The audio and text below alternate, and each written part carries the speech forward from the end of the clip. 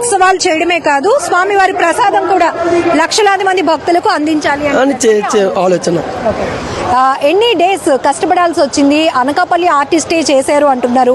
ఎన్ని డేస్ నుంచి ఇక్కడ స్వామివారి విగ్రహం ఏర్పాటు? సుమారు 2 నెలల దగ్గర నుంచి కష్టపడుతూనే ఉన్నారు. 2 నెలల దగ్గర నుంచి కష్టపడుతున్నారు. ట్రస్ట్ మెంబర్స్ కూడా 40 మెంబర్స్ దగ్గర ఉండి అందరూ కూడా కష్టపడుతూనే ఉన్నారు. నిన్న నైట్ అంటే మన గూగుల్లో సెర్చ్ చేసినా రాలేదు ఇది. అంటే శాంపుల్ చూద్దాం పోనీ ఏంటి అని, అయినా సరే రాలేదు. ఈ రోజు నుంచి వస్తుందేమో ఇంకా, అంతే మనం అంత ప్రత్యేకత తీసుకొస్తాం. ఈ రోజు నుంచి వస్తుంది ఇంకా బెల్లం వినాయకుడు అంటే మన వినాయకుడు వచ్చేలాగా ఏంటంటే అలాగ రావాలి, ఇది కావాలి, కొత్తగా ఏదైనా ఇది కావాలని చెప్పి మనం ఇది చేసుకుంటాం. అంటే ఇప్పుడు ఈ ఇయర్ ఫస్ట్ ఇయర్ వస్తున్న రెస్పాన్స్ బట్టి నెక్స్ట్ కూడా కంటిన్యూ చేద్దాం. ఖచ్చితంగా ఇంకా మంచి కాన్సెప్ట్లతో, అంటే ఒక మట్టితోనే పెట్టగలరు లేకపోతే ఒక ప్లాస్టిక్ ఫైబర్తోనే పెట్టగలరు అని జనాలు మైండ్ సెట్లో ఉన్నది.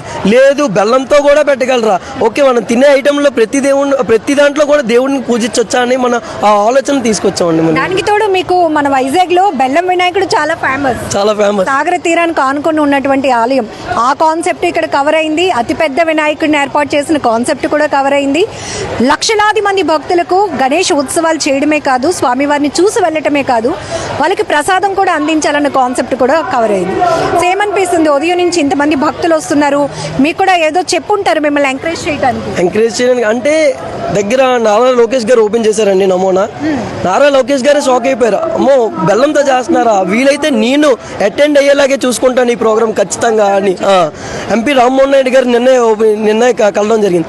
అయ్యో ఎంత బెల్లంతో చేస్తున్నారా, మన రాష్ట్రంలో చేస్తున్నారా అని చెప్పి అంటే మేము వెళ్ళిన ప్రతి నాయకుల దగ్గరికి కూడా ఎగ్జైట్మెంట్, అంటే వాళ్ళ నోటి నుంచి ఎగ్జైట్మెంట్, నేనే వస్తాను అంటే మనం పిల్లడానికి వెళ్ళినా వాళ్ళ నోటి నుంచే ముందు నేనే వస్తాను, నేను ఖచ్చితంగా ప్రోగ్రామ్కి అటెండ్ అవుతాను అనేటట్టే మాట్లాడేవారు ప్రతి ఒక్కరు. సో ఖచ్చితంగా నారా లోకేష్ గారు అలాగే పొలిటీషియన్స్ కూడా స్వామివారిని దర్శించుకోవడానికి రాబోతున్నారు.